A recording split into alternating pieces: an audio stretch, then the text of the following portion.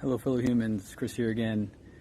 So I had an interesting overhearing of a conversation that I thought was worth mentioning. My son was doing his homework, and he's doing a word search thing, and my younger daughter comes up and is just watching what he's doing, and one of the words that he finds is the number 2, TWO.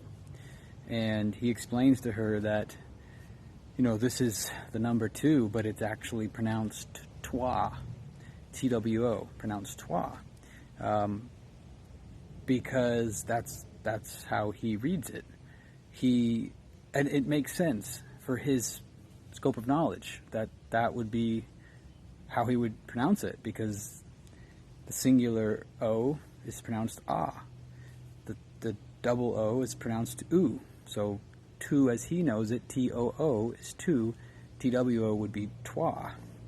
So I explained to him that it's actually silent and that we're not always consistent with our letters and sounds, so it actually is 2, even though it reads literally toi.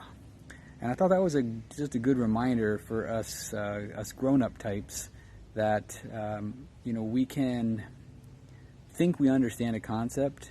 We know the quote rules, the standard of something, and try to apply it. But if we apply it at a level beyond our own understanding, it's like that moniker about you have to know the rules to break the rules. You wouldn't know that TWO is 2 unless you were specifically taught that by somebody who knows that. If you just go by the academics that we learn of the rules of the English language, as we know, the English language is very inconsistent, and it makes it difficult for people to learn it as a second language.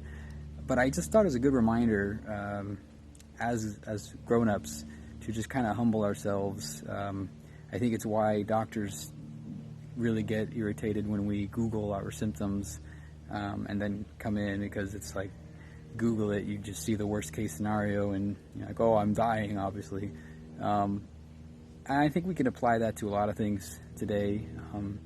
You read the literature from the CDC to help make an informed decision. You're not actually doing all the research that went into it. You're reading what others have found through rigorous studies. To just Google a concept and then present it as if you know that as fact, without knowing the background, without knowing the context, without knowing nuance of the rules, you're just going to be walking around telling people that it's toi. You kind of have to know the background of something. So it's good to definitely educate yourself, but also humble yourself. So anyway, I hope everyone's doing well. Have a great rest of your day. Don't be afraid to question the consensus.